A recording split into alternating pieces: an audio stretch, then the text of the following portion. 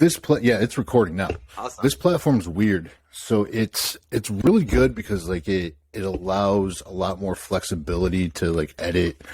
The quality's a lot better. But its limitations are there. You know, you have to use Chrome, and then you have little issues like this. It just doesn't like refresh within the browser itself. Yeah. So like just that little delay that we had caused it to almost like time out on my end of the recording. But it's not like we haven't gotten past worse in our life. So we got past that. We're live and we're recording. At least there's that. So we are all good. Yeah, definitely. So I am sitting here with my buddy Yousif. I honestly don't know your last name because last name. everything. Yeah, go ahead. Yeah, no, everything is like the classthetic boy, you know, or like I just always see you in the gym or kind of hanging out and just never really actually called you by your loose name. I think it starts with an H. Have I seen it online or something? Or am I completely off? You're completely off. Yeah, that happens. You know Aladdin, Right. the movie, the Disney movie? Yeah. You know the bad guy, Jafar? Yeah. That's my last name, Al Jafar. Okay. Wait, I did know that. Why? I don't know why the hell I'm saying that. Yeah, now that you say that, I do know that. Anyway, so we are live. We are recording. I am here with Yousif Al Jaafar. We've known each other for a few years now, 4 years, something like that. Yeah, I want to say 2016, 2017, something like that. Yeah, something like that. Yeah, we met at the gym and just kind of started kicking it and everything through Alex and hanging out. And we are now here. You are one of the best bodybuilding coaches in the Midwest, if not the country. You were a personal trainer. You went to Eastern, did your master's, right? I am working on my master's. I got my Okay. bachelor's. That's what it was. All right, yeah. In kinesiology, and you come from a completely different side of the world. So that was kind of something that I felt that I needed to talk to you about. Because we've talked a lot about like bodybuilding, gym, you know, like girls, just like gym stuff, but we've never actually gotten a chance to take a deep dive down into who you really are, you know, where you come from and things like that. So I wanted to show you a different side of me and potentially and dive into this conversation. So I want to take it back to originally where you're from. Originally from the Middle East, Saudi Arabia. My blood descends from Iraq, Bahrain, and Saudi. That's where my last name comes from, Al Jafar from Iraq. I don't know which great-grandfather came into Saudi, but they didn't make the right choice. So I grew up in Saudi. Yeah, I was born in Saudi, grew up in Saudi till I was 26, 27. I decided I want to do my own thing. I want to pave my way through life. I was working in the oil industry in the biggest company in my country, which is called Saudi Aramco, the government company responsible for making the oil and digging for the oil and gas and everything. Was making a lot of money, I can tell you that. And I was moving up really high, real quick. I got promotion after promotion. My salary was going up, but I was getting exhausted. Like I was gassed off. I worked 12 hours, and that's all, you know, over time, 12 hours, months without weekends. My bank account was going up, quality of life going down. I didn't like it. Started getting out of shape, high blood pressure, mental problem, you know, stress and stuff. And I didn't like it there. Everything was controlled. They're like the old ways. The bosses were old school mentality. They want to run everything on there as they like. Mm-hmm. And they were holding me back, like they were pushing me. So you can't really expand. You can't really grow. So I decided I want to be free. Money is not freedom. It gets you freedom in some aspects, but it's not fully freedom. I feel like freedom is when you do what you like when you want it. So in that company, I have only 30 days. as a, the vacation. And I used to cut it up 10 days, 10 days, 10 days. And I used to travel a lot. I love traveling. I'm a scuba diver, almost an instructor. I love going out.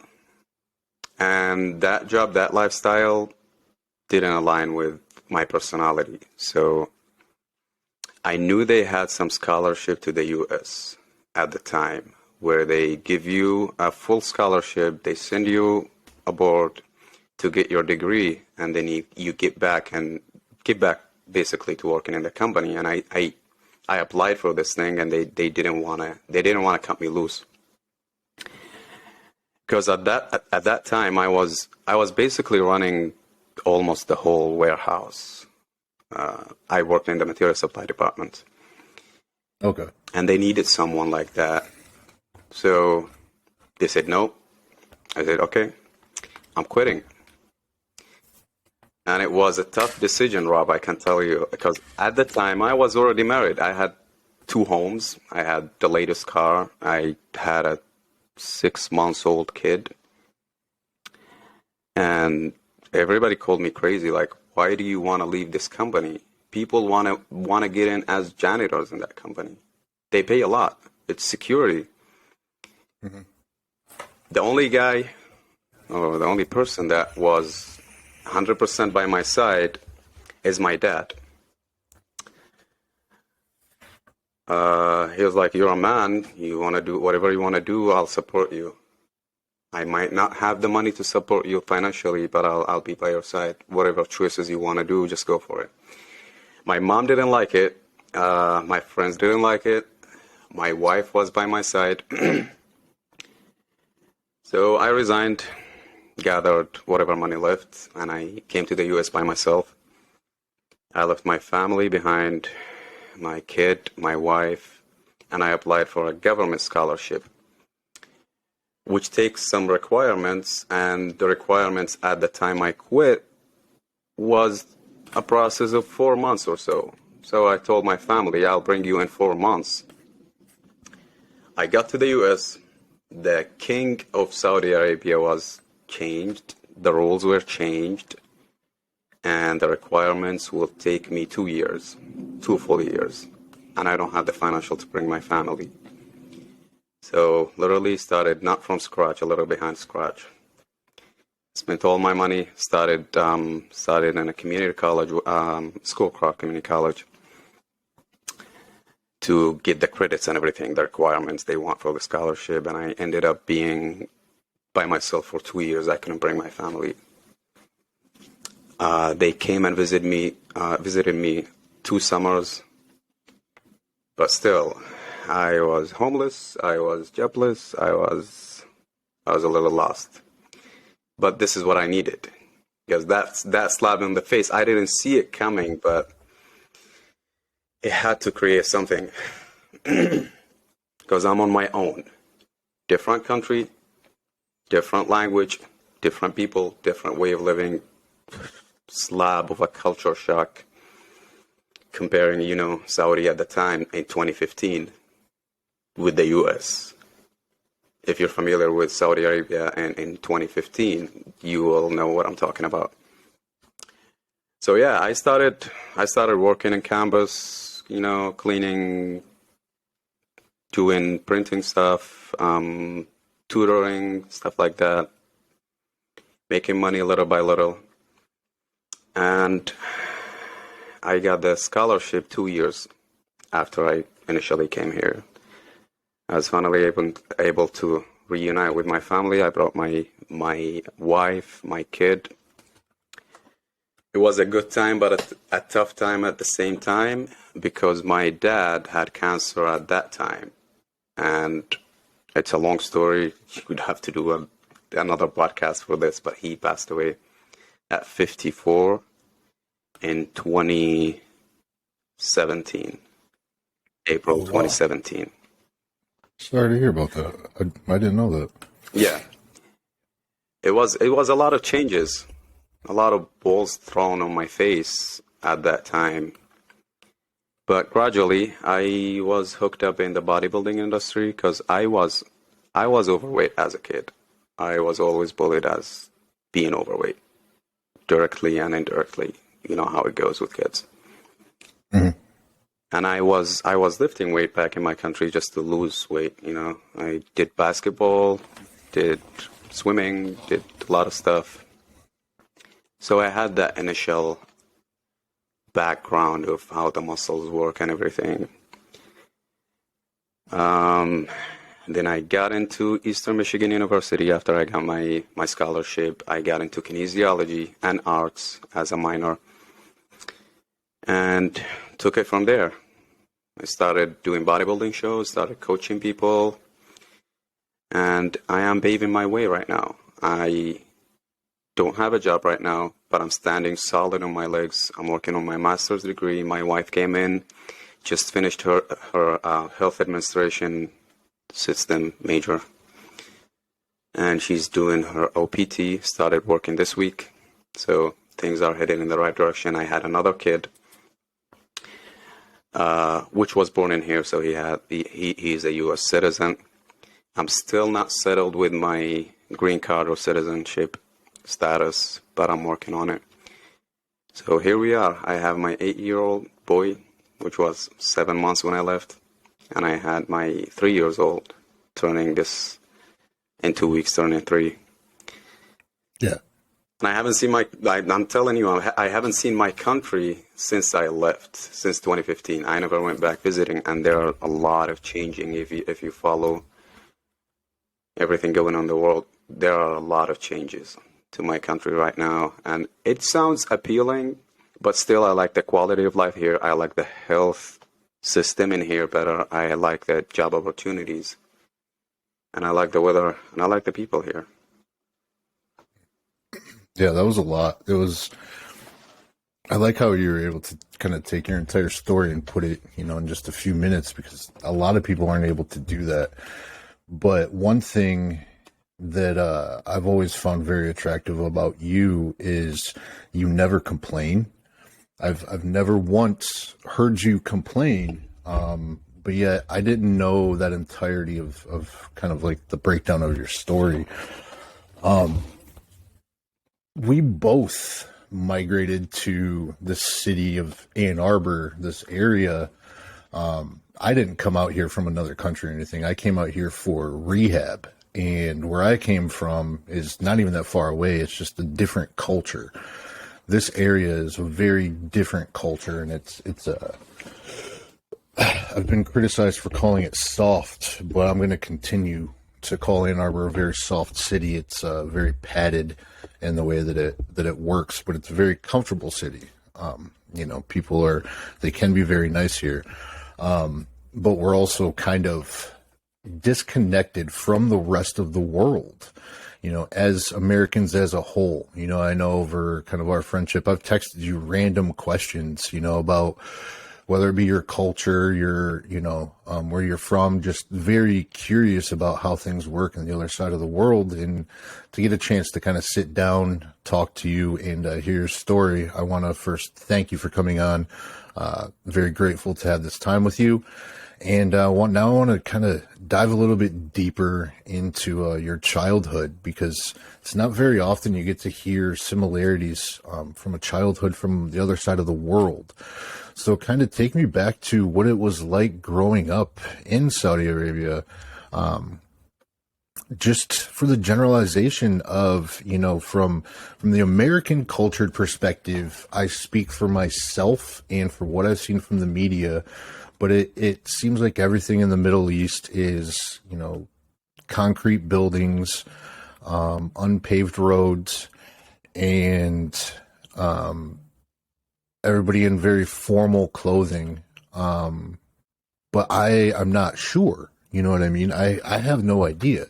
So kind of paint that picture for me for a few minutes and just kind of let us know where you came from as far as your childhood. You are mostly right. Concrete buildings, paved road, people dressing weird, but on the other side of it, you still have the high. Like if you go to Dubai, if you go to Bahrain, you'll see this side of the world, which looks really behind, but at the same time, 2 blocks away, you see the Ferraris, and you see that. You know what I'm talking about? It's another Vegas there. This was not the case in the place I grew in. It was mostly the behind side compared to the US, of course. And that's talking we're talking 25 years ago. It's things are better now. But how trying to find the contrast between my childhood and the childhood my kid is going through right now in the US. There are a lot of differences. Take education, for example. I got hit a couple times, hundreds of times, by teachers that actually physically hit you. And great punishments. One thing a lot of people don't know is the boys are separated from the girls, the education system. So all the schools it's all boys. The girls have their own schools, they have their own schools. As a matter of fact, even living outside, you don't get in contact with girls. They're covered. They're home most of the time. Talking about my childhood, now things are open up a little bit more, and things are changing.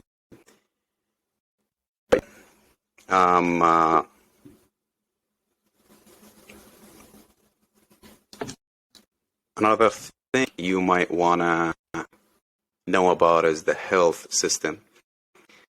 We have free health, we have free health care in the hospitals. So you go to the government hospitals and they take care of you. But it's not the best. It's compared to here, we're talking 25 years ago. So I grew up in, among kids mostly. You don't get in contact with girls, and that's mostly from the religion side of thing. But also that was enforced by the government. And yeah, okay. It should be plugged, but I don't know why. I apologize for that. So we had a farm. I loved animals. We had horses, dogs, cows, sheep, you name it. And I'm still a big fan of animals. We by the sea, the Gulf Sea, so that's something we go to regularly. It's like 10 minutes away from where I lived, where scuba dive came my interest. But yeah, my childhood was pretty mediocre, but it was fun. Yeah, I was trying to keep up with most of that. I feel like we're having some internet connection issues. So hopefully that can kind of clear up. I can see you again, but I know on the recording, it's a little blotchy, but in the live listeners are having a little bit of trouble, but we'll be able to get it done on the recording. So no worries on that end. I was able to kind of catch most of it and still kind of gloss over a couple of bullet points just to make sure that I don't disrespect your story at all. Of basically you have free healthcare. I wasn't aware of that. That's something I definitely want to dive into now that I know about that. I was pretty much right as far as the visual aesthetics of kind of where you grew up. And you don't seem like a farm type of guy to me, to have horses and different animals like that. So that's pretty cool too. Yeah, I guess you really would have that over here, depending on, obviously not the concrete buildings and all, but it seems like it's essentially the same thing with your parents. However, though, with that dynamic, I know there's a big cultural difference.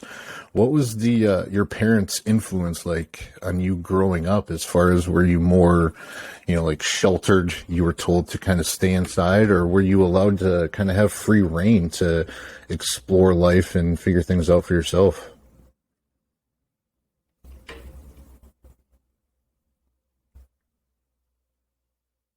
And he's gone. And he's back. And I think he's back. I am back. He's back and he sounds better. There we go. And the video's better. We are so much better now, guys. Awesome. Anyway, yeah. Go back to your question. So I caught most of it. yeah. So it wasn't really so much a question. Just as I wasn't aware of all the, how you were raised, kind of like how you came up and everything. Mm-hmm. And I know there are some people out here that, in the country and they have all those animals. But I'm more curious about like the cultural perspective and the cultural differences in parenting and kind of were you allowed to, kind of be like, so for me as like a 7-8-year-old, it was in the morning of the summers, I would hop on my bike and go for a ride, go to my friend's house, play out back. And it was basically outside the entire time. Were you able to do that back home or was it a completely different kind of feel to it? As long as you tolerate the weather and the sun, you can go on a bike ride. But yeah, my brothers were so big in sports cars. I was so big in Jeeps, Wranglers, sand dunes, and, off-road stuff. Yeah. I wasn't a bike guy, but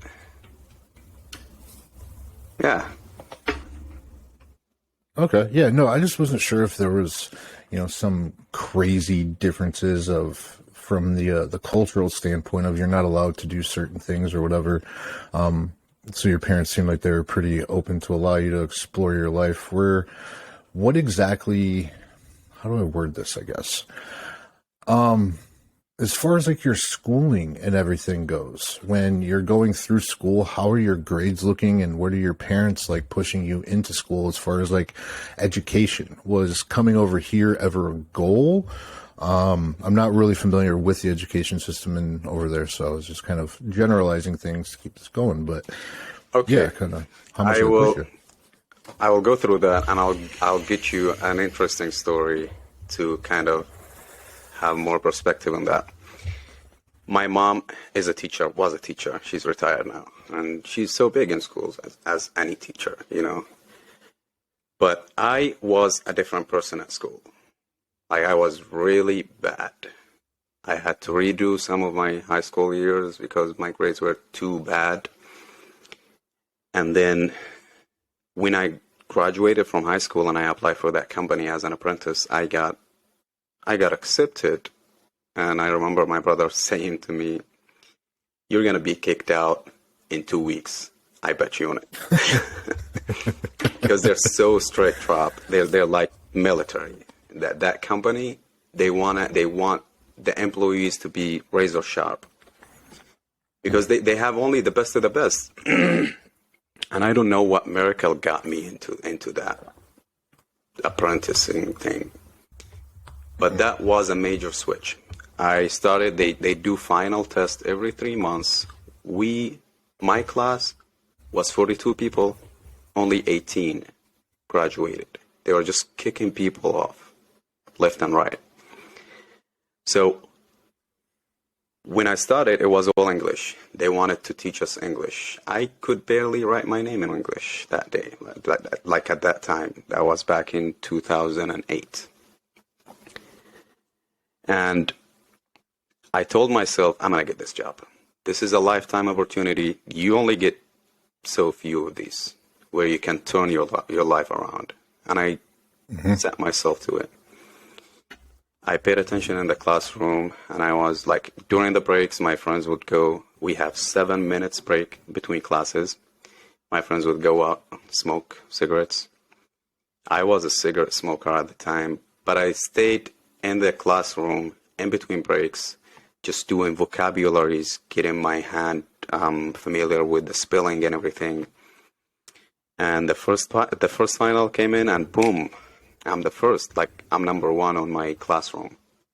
I shocked myself, and I was like, okay, I did it this final. I'm gonna try to do it again.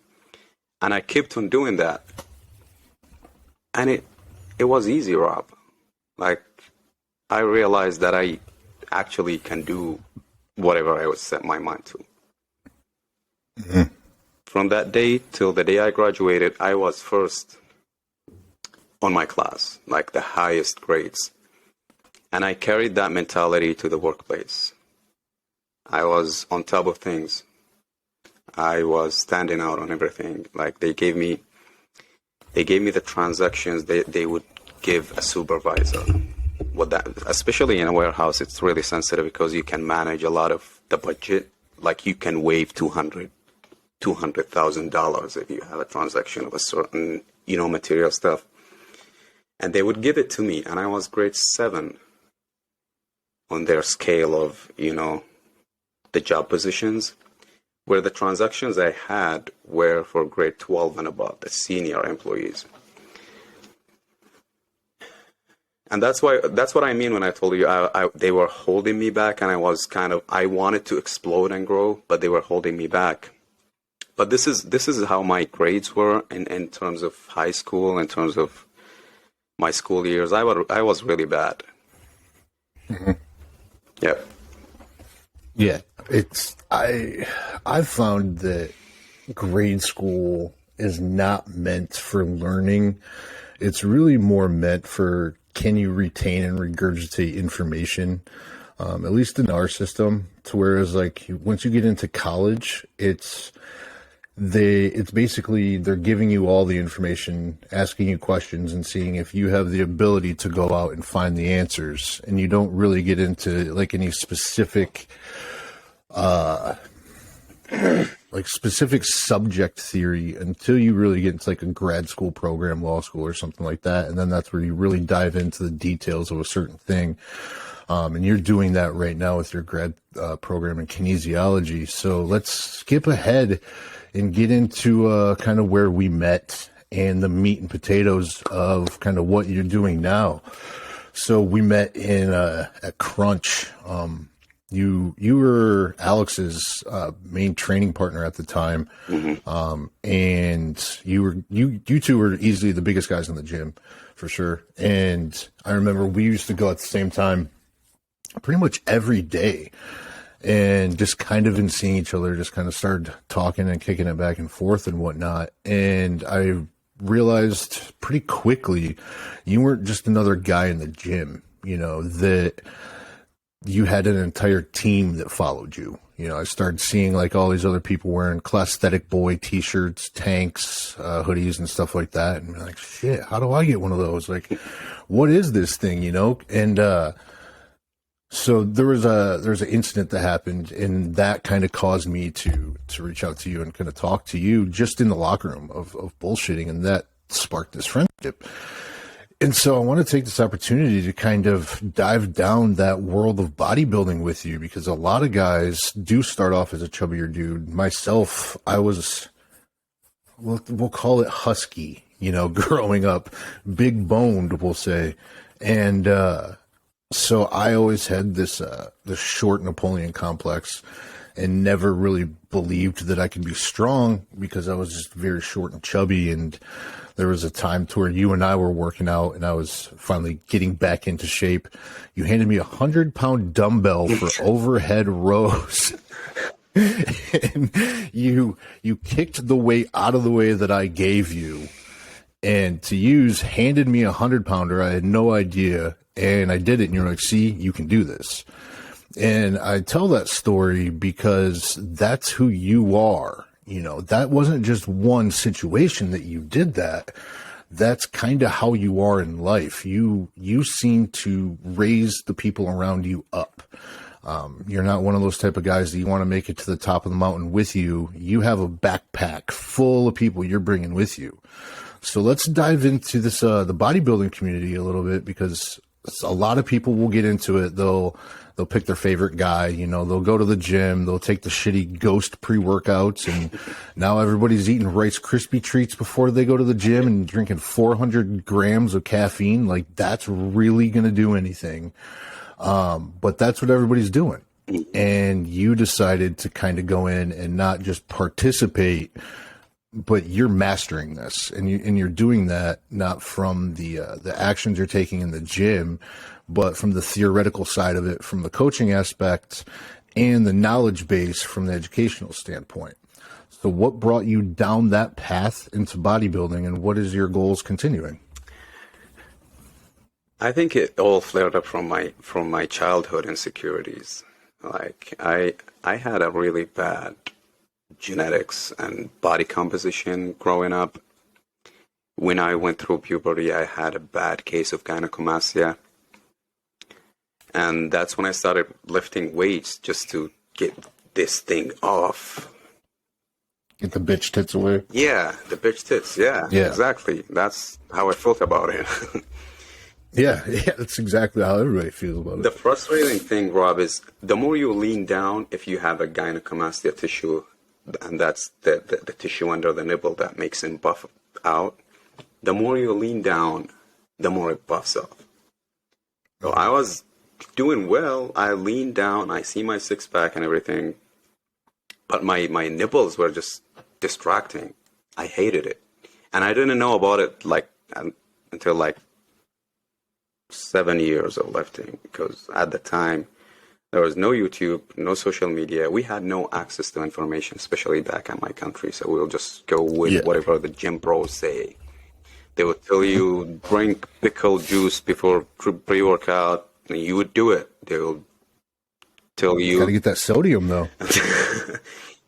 Like literally everything is boiled, no salt, nothing, and you can eat as much potatoes as you want. And it's really old school mentality. It works for certain people with phenomenal genetics, but it's not customized. And then when I came here to the US, I've already went through some consultations with doctors back in my country. But I had the idea of moving to the US in my head, and I told myself I'll do it there professionally. So I did it first thing when I came here. I got the surgery done, and I was like, okay, I want to bring it to next level. I always was afraid, Rob, of taking my shirt off. And I like to take it, if I will set a goal, I'll take it to the extreme. Like, I fear swimming with people just because I can't take my shirt off. I want to take my shirt off and stand under the lights, and I want people to appreciate that.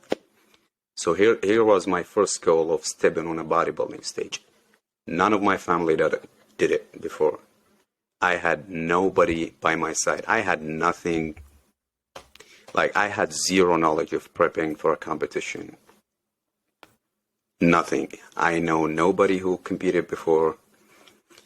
I follow bodybuilding on social media. I know Jay Cutler or Ronnie Coleman at the time because they look good, as a mainstream fan, not really a hardcore bodybuilding fan.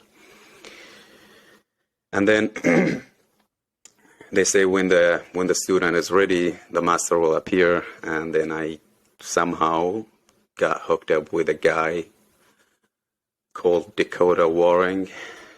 A very good friend of mine, and we haven't connected in a while, but he introduced me to his coach, CJ Carl Jackson, and he took me over.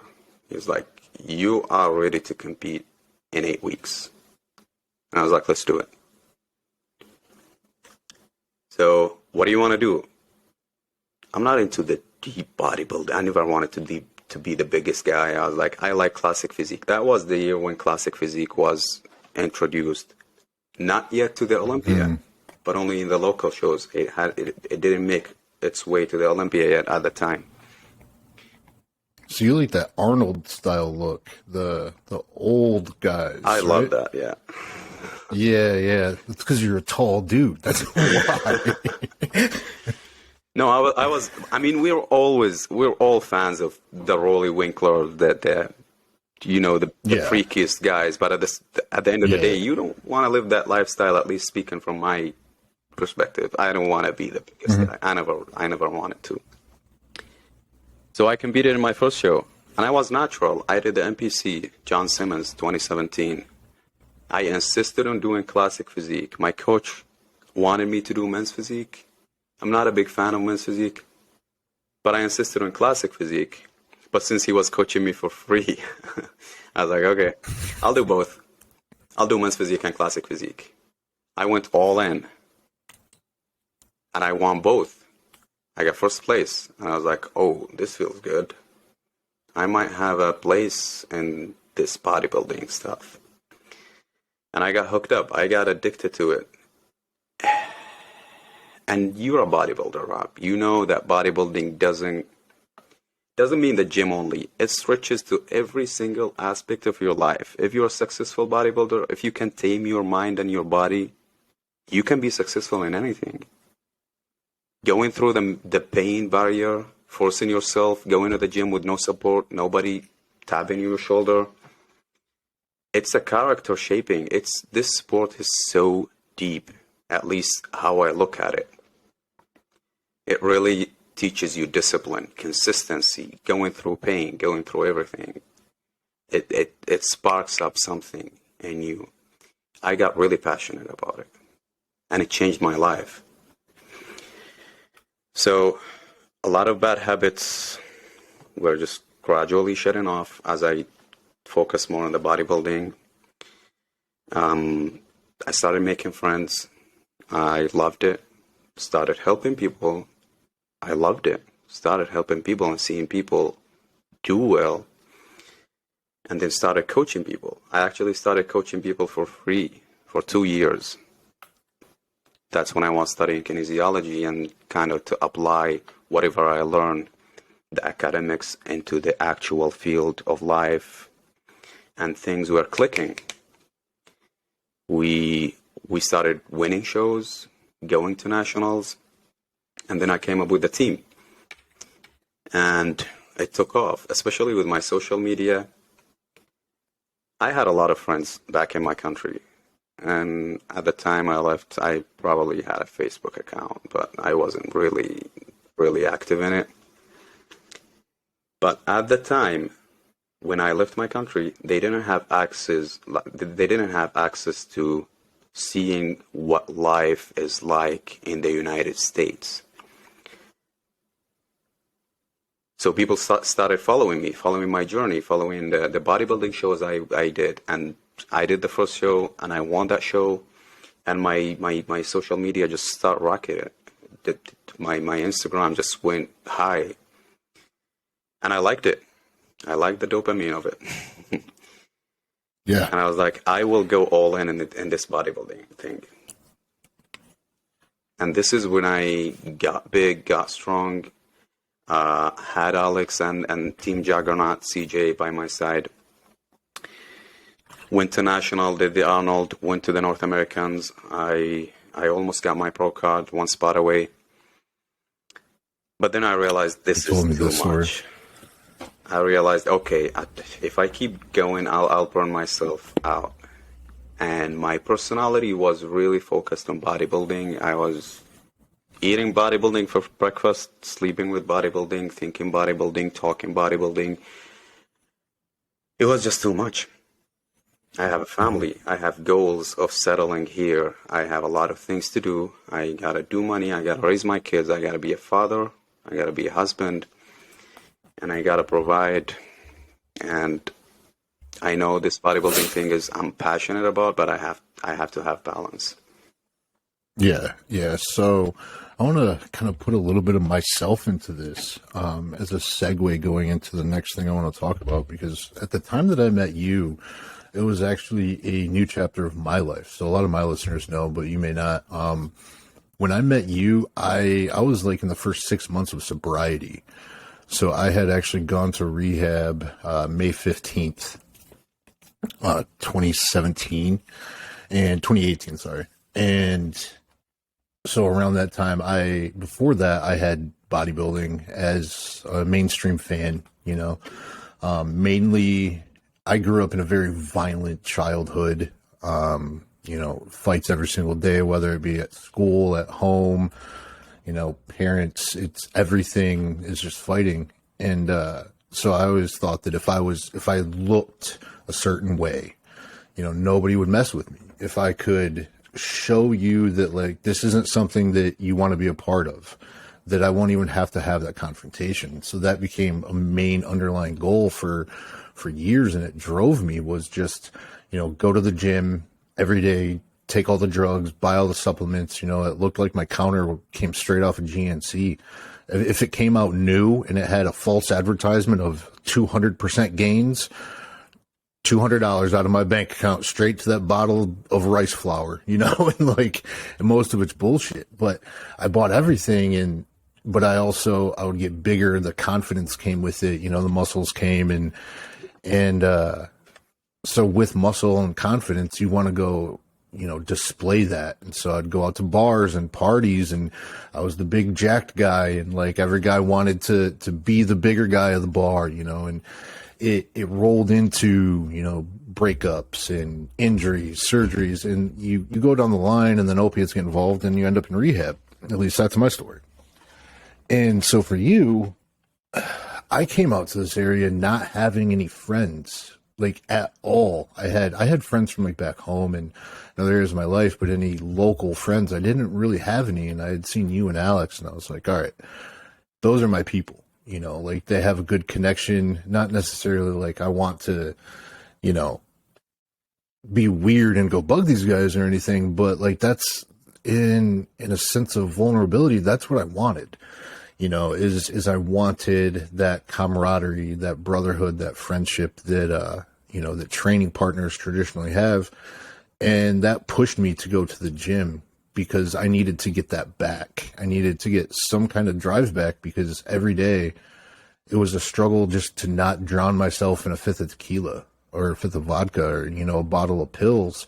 And so every day I knew that if I went to the gym, I would see you guys there, and that was my motivation of like, all right, I would steal little workouts, you know, like I knew about nutrition, being a nutritionist prior, but I didn't really know these little tweaks that you were taking, you know, like just little workout things. And so selfishly, I stole some of those, and kind of in a way built myself up to have the confidence to talk to you and Alex, because it was a hard thing for me to do.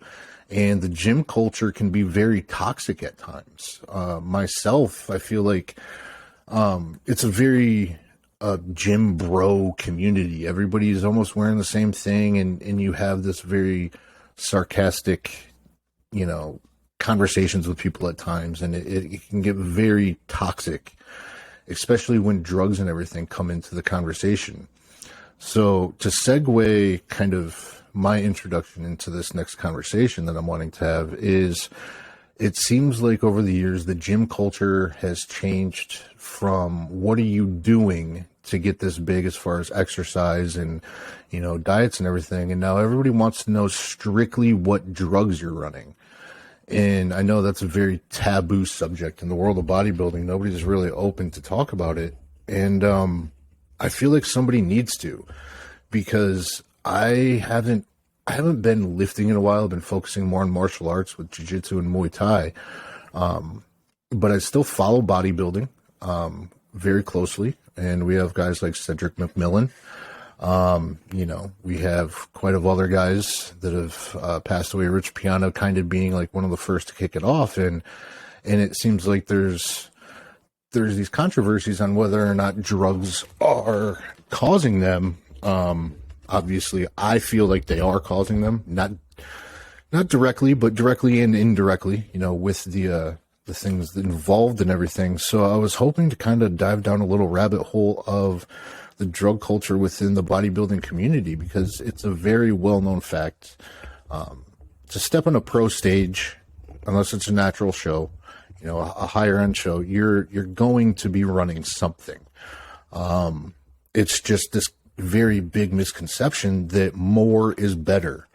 And with that, you're getting guys that aren't doing blood work and they're running a gram a test a week and their heart's exploding. So I was hoping to dive down that into what your introduction into the world of bodybuilding steroids was like, and kind of how you're seeing this from my perspective. This is me talking, an unhealthy culture of steroids, to where I feel like if we want to keep this, if we want to have some sort of legal legitimacy to steroids, we need to have an education on it and use them properly. And that's just my perspective, you know, that I don't want to generalize and put anybody else, especially you, into this. So I am hoping to kind of get your take on that. Couldn't say it any better. I really thank you for putting it in such clear, direct words. And when I first met you, Rob, I thought of you as one of these gym bros. to be honest. Like, you look big. You look like one of these guys who would go all in, abuse the steroids. Coming to know you, you're a scientist, especially when it comes to nutrition. You're really delicate, and you are not the person I thought of you, especially when I first met you at the gym. Because I remember you talked about you wanted to get ready for a show, and you posed in the locker room, and I was like, yeah, you can step on stage, you can prep for a show and step on stage. And I honestly thought you've done it before. I don't know if you competed before or not, but you looked like you are one of these guys who are deep down into the bodybuilding world, at least to me. And that's the thing. Right. It's really funny to hear that you had to build confidence to come up to us and talk to us, while at the same time, me looking at you, I will get intimidated because you look big. And that's where insecurities come from. That's where insecurity is a big part of bodybuilding. It's a way bigger than people think. You look at people in the Olympia stage.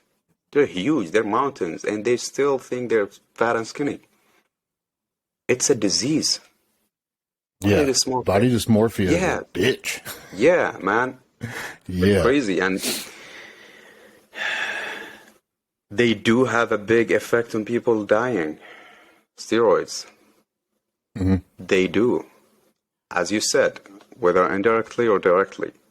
Whether it's a heart attack of, your blood viscosity going crazy and your high blood pressure, or just the fact that you've been running it for 2 years or 3 years without stopping, ignoring the blood work and everything, or just side things like left ventricular hypertrophy and something you don't know about, and then your body started deteriorating. I worked in cardiac rehab. I don't know if you know about this, but I worked in cardiac rehab as an exercise physiologist in St. Joe's Hospital, and I see people I remember that.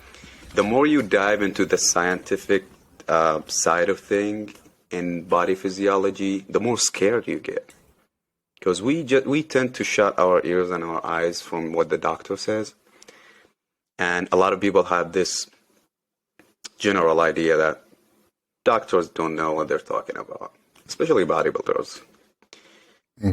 And it can be true sometimes, but not all doctors don't know what they're talking about. And when you're deep into the bodybuilding thing, and you're like driving a Ferrari, right? With your body, and you feel confident, your chest is high, you're the biggest guy in the room, or you look the way you want to look. You want to keep it. You don't want to go down to driving a Toyota. And that's where the addiction comes. And it's literally addiction. I see new people. Thank you for saying that. Yeah, I see new people. I see new people like 16 years old, 17 years old, even in their 20s. They just started going to the gym. They know nothing about bench press, Rob.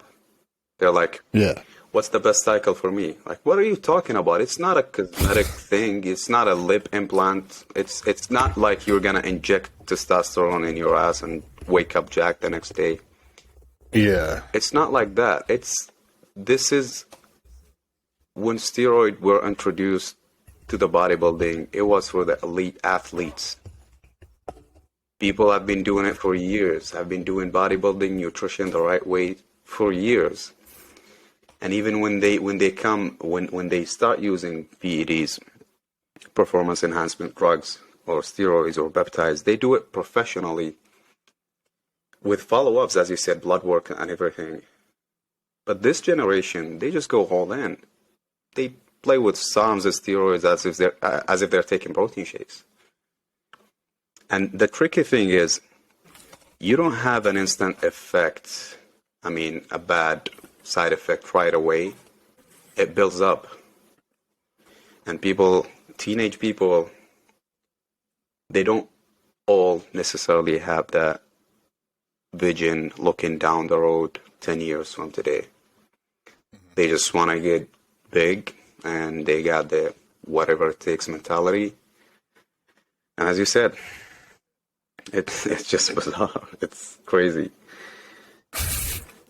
Yeah, I gotta admit, like, I was one of those guys, when I started. I went to the gym. I mean, at first I wasn't into the drugs at all. Mainly because I didn't know where to get them. When I first started, it was, just lift, try to, my mentality was and always has been, if it does not hurt, you're not done, and so I used bodybuilding as like an outlet, something that it would get me out of my mind, to get away from all my insecurities, kind of try to cultivate a culture surrounding me while also building confidence of having that outside aura while never actually working on any of the inside stuff and trying to figure out who I am and what I actually wanted. And so I dove down that rabbit hole. And when I got my first cycle of SARMs, this was like 9 years ago, 10 years ago, something like that. And it was like Halo was out, and like Halo testing, and RPG, and like all these stuff. You could get legitimate steroids from GNC at one point. And once I felt that first pump, and the Arnold Schwarzenegger pump, and I walked out and my arms were still jacked and still had those veins, and then I had the test running, so it stuck around for a couple hours. I was like, oh my God, I need this all the time, because it doesn't matter how I feel.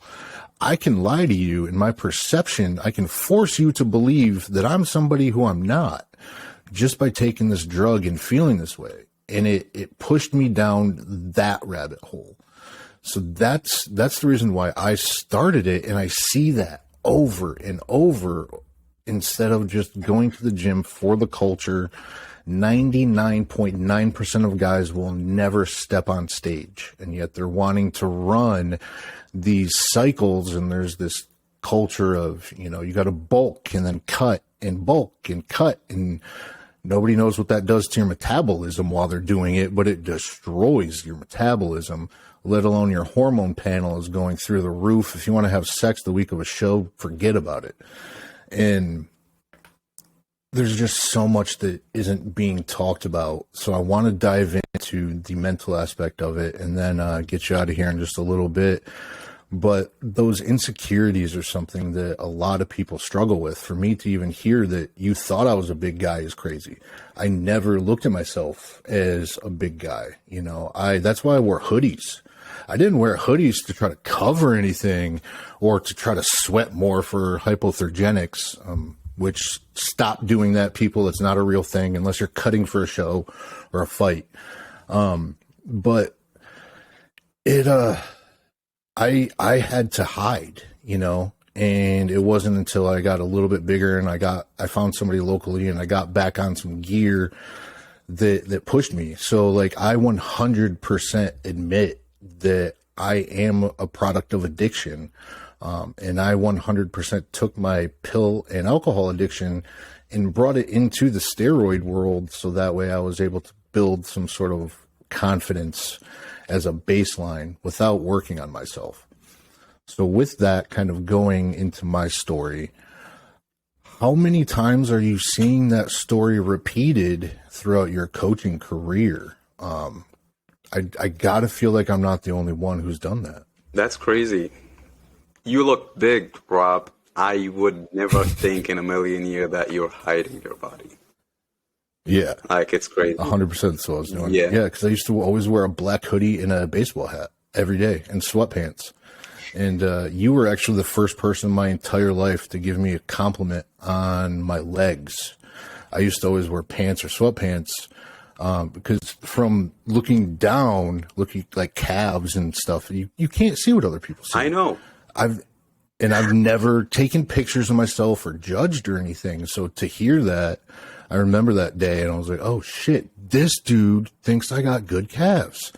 And like that was a drug that it gave me the rest of that day. I remember walking on cloud nine, because you had actually complimented me on something. And that to me is the gift of bodybuilding, but also that's the curse. Well, really, really well said. Thank you for that. I meant it at the time. You had good legs. You had complete legs. You needed a little bit of size to, be proportionate with your upper body. But that's the thing, as you say, when you look down, you see nothing but the lacking parts.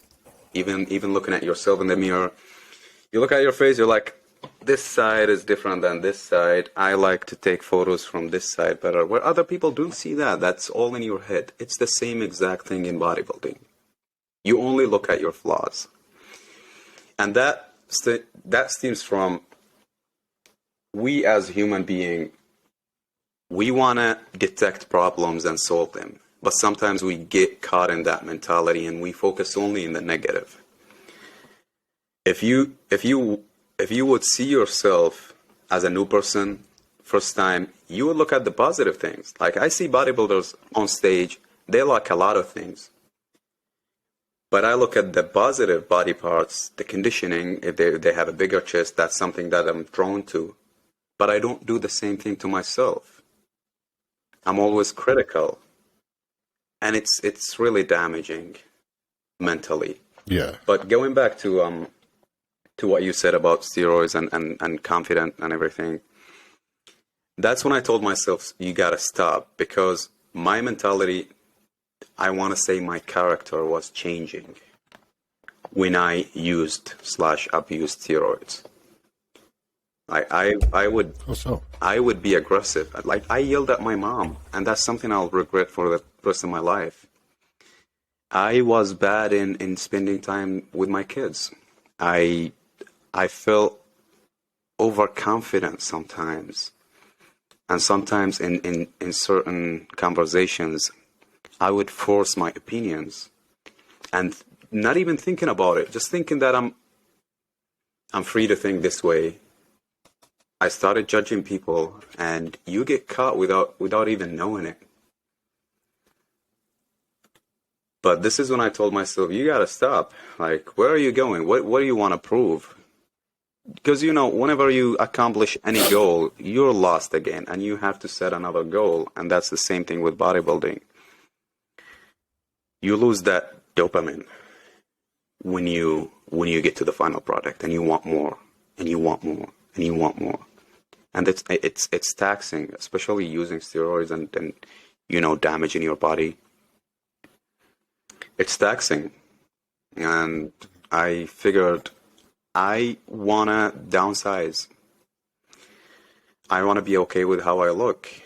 I want to be here for a long time for my kids. Like, what's the point? I want to live a good life at the end of the day. That's why I started going to the gym. So this is when I took the decision that I'm going to be off everything. Even my blood pressure medication, even the trazodone pills for sleep. I want to be off and healthy and natural. Even if it means I'm going down from 260 to 202 this morning. And yeah. That's the disease right there. You weigh yourself in the morning. It's an identity. That's your crisis. first hit of the day. That's your first hit of the day. It's like reaching for a crack pipe, for crackheads, or reaching for the bottle. That's the bodybuilder's first initiation of that disease for the day. I know. Yeah. Every morning, take a piss. You got to take that first piss to make sure that water's out, Yes. and then before you drink your glass of water for the morning, you got to step on the scale. You don't want those 12 ounces to be on the scale. Exactly. Isn't that crazy? It's the truth. Yeah. Yeah, it's the truth. Everybody's done it, that's been in that world, and you're almost naked when you step on it, and you remember exactly what yesterday was. You care about what happens. I plug it in every day. 202.3. Yeah, exactly. It's 202.8. Yep. I'm trying to get below 200. And that's a challenge for myself. I'm actually intending, I'm willing to do this. I'm trying to go down with the weight. I'm trying to go down, believe it or not. I take fighters from 200 pounds to 170 in about 6 hours, so I can get you down. I don't want to. I want to go down while managing my Yeah, yeah. No, I proportions. Like I understand. want to keep my legs. I Yeah. want to grow my delts a little bit. I want to go down with my chest, and I want to lose body fat, and I want to settle down in the 190s and live on it. Okay. That's a good weight for you too. Hmm. It's a very healthy, but also you're gonna look like a monster like you always do because that's just kind of what you do. How tall are you? 6 foot. All right, so 6 foot, 202 pounds. You are not a small individual. I still got On it. top of that, you look. Hell yeah, you still got it. And the crazy thing is I've never seen a more similar comparison besides. Oh shit, it's Von. It starts with a C. He played Mongol. Arnold. Yeah. Yes, you and him are the closest thing to the Arnold physique that I've seen. Your classthetic T-shirt, the logo that you have, I'm assuming that's you. Hmm. Looks just like Arnold. You everything like it's like you took a statue of him and stood in front of it every day and see, oh, got to work on the arms, got to work on the legs, and trying to really piece yourself towards that goal. Believe it or not, I want to grow my shoulders. They won't grow. They just want to stay the classic way. I have a big chest, and that only comes from going all the cable crossovers. When I had the gyno, I thought it's going to go away. And I love cables. It just came this way. And I didn't realize that I have a small waist till I lost the weight. I was like, shit, I'm 28 inches on the waist competing. That's crazy. I used to wear 44 pounds. Can you imagine that? Really? Dude, when I showed up to rehab, I had a double XL shirt and a pair of 44 like jeans. They were way too long for my short ass. But yeah, I went from a 44 down to a 32 as far as like pant sizes go. So to see a 28 and you're I'm probably as large as 32 right now, but when I shed all the water down and everything for a show, it shrinks a little bit more. But yeah. So I'll go ahead and wrap this up here in just a few more minutes. I want to know how you're taking your experiences into your coaching career, because let's talk about your team for this last segment, and then we'll get you out of here, because your team it's exactly what it is. It's a team from my perspective. Bodybuilding traditionally does not have teams. You'll have gyms that you come from or whatever, but it's a very selfish sport. It's the most selfish sport because it's just you. Even in fighting, we have coaches, we have other teammates that I need somebody else to roll with in jiu-jitsu. I can't practice by myself. I can't hit pads by myself. So we need people to, whereas in bodybuilding, it's just you. You have a team of people to where, it's the hashtag clean team classthetics. You see everybody in the gym, you come in with posing practices. You'll take over an entire gym, and every gym in this area knows who you are, and you never show up alone. If you are, there's a slew of people behind you. How are you taking all of your experiences, knowledge, and now your experience in the PED world into coaching and kind of not necessarily prescribing, but are you putting any notice, I guess, on health concerns and mental health and kind of talking about things? And yeah, I guess just kind of like expand on that if you wouldn't mind. Shout out to Team Classthetics. I'm blessed to have you guys around me, and it would never be a thing without every single person in the team. It's most of it is knowledge exchange. Like, I learn from my clients every day. Every time I pose with someone, like the clients, if you look at it as everybody is an individual case, they have knowledge. They've been through some of them bodybuilding shows. Some people lost weight, some people gain weight. And just being around this group of people, you get to learn a lot. And I'm really blessed to have people around me. Because as you said, Rob, it's a really individual sport. It's a really selfish sport. And it's really refreshing for me to see, like, we do shows, we go as a group. People living in the same Airbnb are competing tomorrow against each other. And they're just acting like friends. And that's something new to me to see, especially when you have that competitive mindset. You almost look at your opponent as your enemy because you're going against them on stage. But you see them correcting each other's in posing, trying to help each other's to display better, even though knowing that if I teach him how to pose well, he might outpose me. But they still do it. And I'm blown away. Like, I know when it comes to stage time, they're going to fight like cats. Yeah. But at the end of the day, it's all friendship. And it's always the case in life when you just be yourself, the right people will come in. Touching on the mental health, the steroid complication side of things, I can tell you right off the bat, really small percentage of the team are using steroids or PEDs, people on the high level. If you notice, we're focusing more into natural shows. Some people join the team, they already have been using, especially back in my country. Like, I have people, I have clients in Australia and China and Middle East. And when they come, they're already using something, whether it's TRT or just off, in my country is legal. It's not like here, like you can get it anywhere. So you can just walk into CVS and pick up a bottle of Tren? Not necessarily, but something close to that. It's not regulated yet, but you can take a lot of steroids or PEDs from the pharmacy. So especially it's kind of like, so is it kind of like SARMs and Kratom and like that whole thing? They're legal, but they're unregulated? So if you walk into the pharmacy and ask for Clomid and HCG, they will give it to you without questions.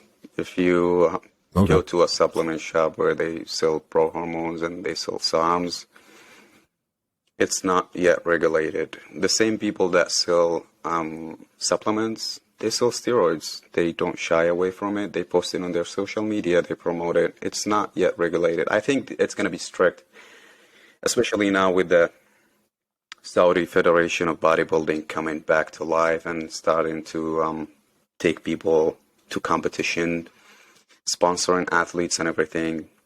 They're making a big jump with the new prince in charge.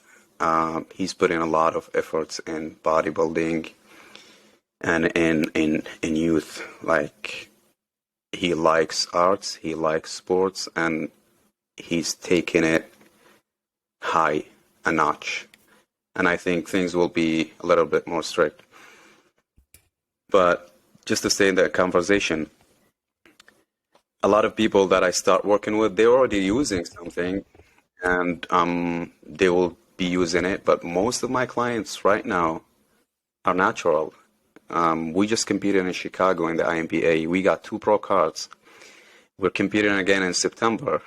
We might go to the Olympia. I got pros qualified for the Olympia. We're focusing more towards the natural bodybuilding because I can tell you my mentality had shifted towards the more attainable mainstream physique more than the IFBB pros because Rob, the standards gone really high in the IFBB. They're really high. They pushed Phil Heath out. Essentially, that's what happened. And he's the gift. Yes. Yeah. just shooting for a pro card now is a dream. You have to be in the 0.0001 of the population.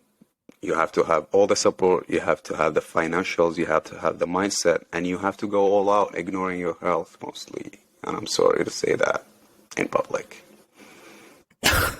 Yeah, it's the truth. And in the world of bodybuilding, it's a very extreme sport to where you do have to put some things to the wayside. And whether or not we want to, openly say that it's hurting our bodies, we all know it's hurting our bodies. We just don't want that to be the main focus, because if the main focus becomes on the drug itself, then that becomes the reason why you are who you are, and and then it takes away all the hard work, and it's almost as if that needle gave you a gift of size, and we know as the people who have taken them that that's not the case, but it does, open up the world for numerous conversations that people will be having for years to come, and there will not be an end to it. But and so before you move on and close it up, I just want to make it clear that I am not against steroids use. I used it. We both are vaping. We know that it's not good. People drive on the highway with their phones. They know it's not good. It's their decisions. Just like people using PEDs. People drink alcohol. People smoke weed. People do a lot of stuff. It's your life, man. But I just stress on the steroid side of things, especially with my clients, and sometimes I'll be harsh on it because they need awareness, especially people coming up. Yes. Yeah. I feel like instead of taking it away, we need to go the opposite way and put more time and money and resources into education. So that's where guys like you come in. If you are going to get on a team, definitely know what you're getting into and find somebody that's put the time and work in, like Yousif has, to really point you in the right direction. I myself am not against them. I'm not against any drug, to be honest. I feel like everything should be open. We should all have access to information without having any propaganda swaying information one way or the other. But that is a perfect world that will not happen. So unfortunately, that conversation has no merit in talking about. And I feel like we've kind of come to our time here. So I'm going to let you go. But before I do, I want to make sure that everybody can reach out to you, connect with you. And also, do you have any shows coming up, spots on the team open, and what's your plans for coming up? I know just in being friends, I've came down and we've talked about putting on a nutrition seminar at a gym you were running, and then you left the gym to kind of to focus on your bodybuilding endeavors. So that way you're not working for somebody else. You want to continuously work for yourself. So kind of tell everybody we got 11,000 people still stuck on close to Fluctuates. Kind of tell everybody, where we can find you and what you got coming up. Hashtag Team Classthetics. It's a single word. Classthetic as classic aesthetics.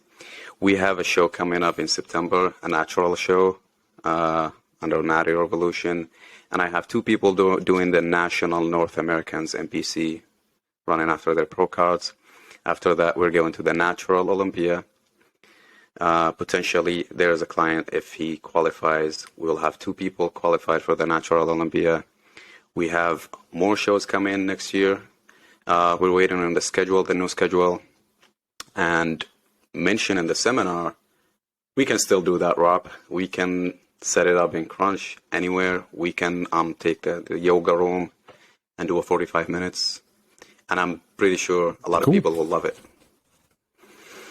Yeah, for sure. Yeah. Nutrition is something that's a whole other podcast, but it's something people also need education on, because I'm tired of watching people walk into the gym eating Rice Krispie treats. For the love of God, that's got to stop. It's gotta, man. Like, people just think that they go to the gym for an hour and they've depleted their glycogen levels, and then by the next day at 5 o'clock, they haven't eaten any carbs or any sugar, and they're still glycogen depleted. Mm-hmm. Like, I want to just pull one of those guys and put them on a fight week diet, and you want to know what your glycogen depletion look feels like? I'll show you, because that shit's got to stop. So if I ever see somebody out there in a Classthetics shirt wearing or eating a Rice Krispie treat, I'm calling your coach. That's gonna So that's going to be it for today. I do want to thank you so much for coming on, man. It's honestly, it's been a pleasure of mine. I feel like this has helped our friendship out. Let me kind of see a different side of you, see where you come from, and have a chance to understand you a little bit more, which is what the point of this was. So thank you for that. And yeah, turn it over to you one last time. Say your goodbyes and anything else you want to say. The pleasure is mine. Thank you for the opportunity, and I apologize for everybody for the technical difficulties in the beginning. You all have a blessed day, and thank you. All right. Yep. And that is going to do it today, guys. So I will see you on the next one. Make sure to go check out classthetics hashtag. Hit him up on, Jesus, I can't talk. Just hit the dude up on Instagram. Let's see if we can't get some more Team Classthetic guys into the Olympia. So that's going to do it for today, guys. And I love you.